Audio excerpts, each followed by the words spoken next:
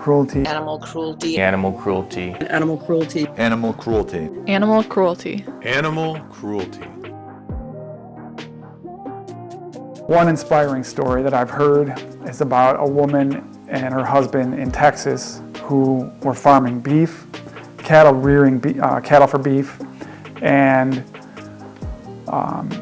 the woman, she decided that she couldn't do it anymore because she saw them go, she would raise them, and she just felt more and more empathy toward them and realized she had to make a change. So she told her husband that if he drives one more load of cattle, that she was going to take his money and go and buy them back from the feedlot, and he would look like the biggest fool.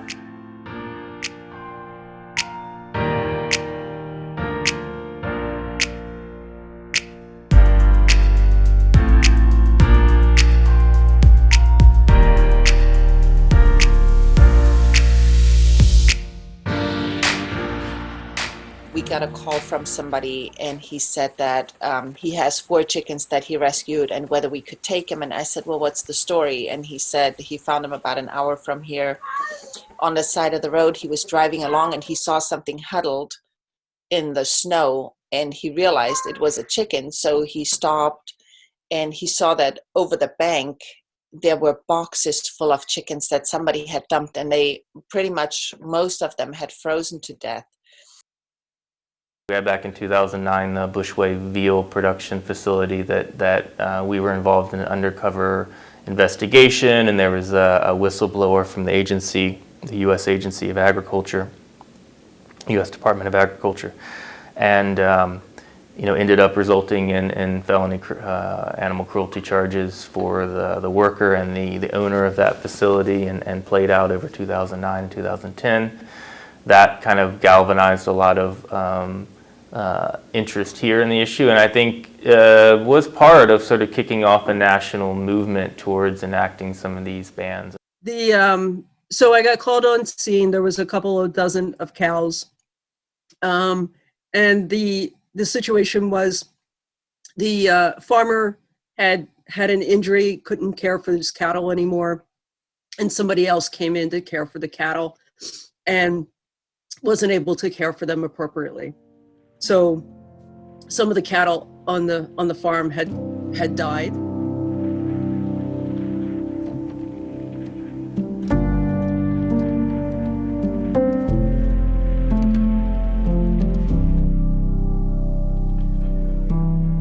I think the Vermont meat industry reflects Vermont's identity. It's almost tied together with what you think about Vermont when you think about dairy farming and the picturesque hills with the black and white Holsteins roaming.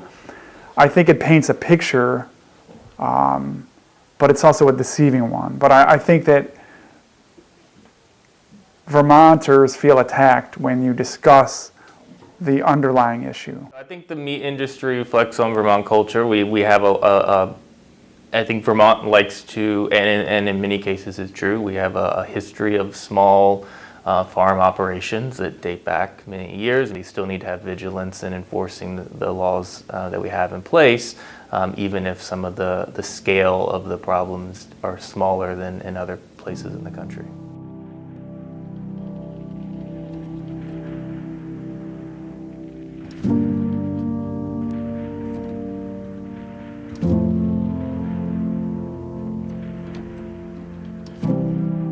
Laws protecting livestock, unfortunately, are not the same as the laws that protect our pets. And they're also, even though there are some laws, they are very, very rarely enforced, which I think is just a crime in itself, because they need call after call after call. I mean, it has to be extreme cruelty because these animals are just property, which seems so hypocritical. There's actually one bill that we're working on right now in the legislative session to help improve living standards for livestock. It's a fairly modest bill, but it's intended to go, as I said before, animal cruelty on a farm with livestock and poultry are investigated just like dogs, cats, other issues of animal cruelty. What this threshold is between something that is and isn't cruelty, and also having something clear enough in the law to articulate that to the owner of the animals, because in most cases, dogs, cats, livestock, whatever, the first choice in trying to address deficiencies in how animals being treated is to work and educate that owner, because many times it's not necessarily the intent of that owner to be inflicting pain or suffering.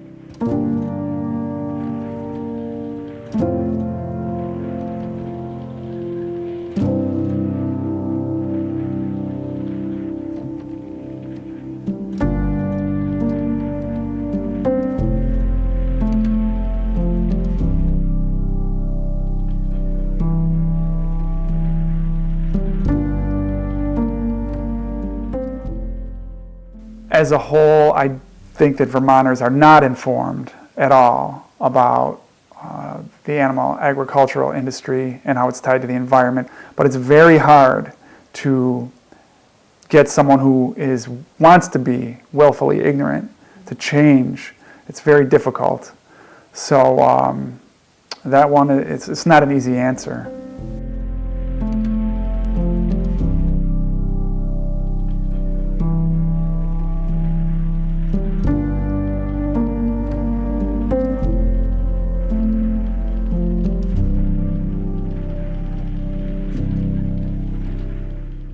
I think social media has the power to really change people's opinions. It also has the power to convey lies as well, but as an activist, it's the greatest tool that we have, social media, absolutely. What I would like people to know about animal cruelty is that we have a lot of dedicated folks here in Vermont that are trying to do the best they can to investigate animal cruelty and trying to make that system more effective and to make sure that those that are responsible or held accountable. What I think most citizens can do is to just be vigilant in what they see and what they observe and what they hear from those around them, whether it's dogs, cats, or livestock and poultry.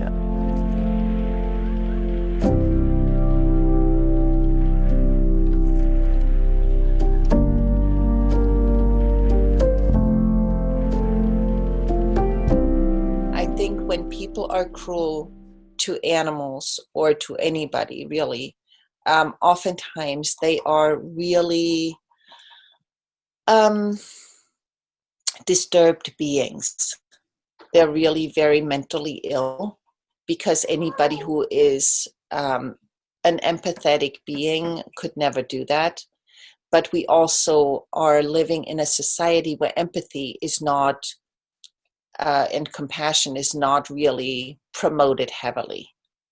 So I think we need to create a society where empathy and compassion are really valued again, and where really that is our guiding light.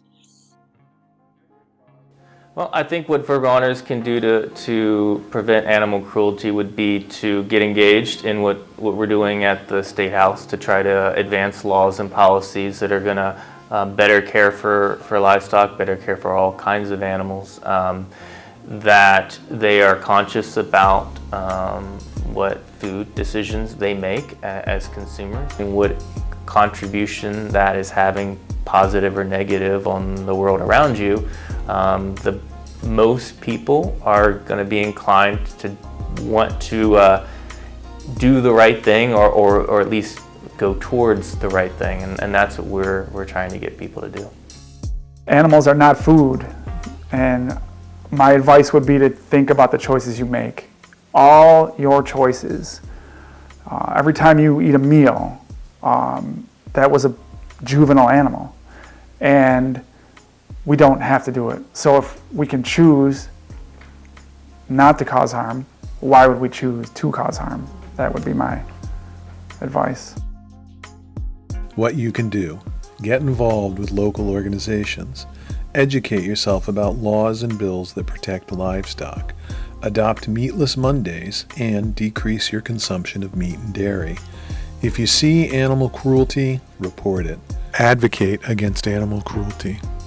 Find ways that you can help decrease animal cruelty locally and nationwide.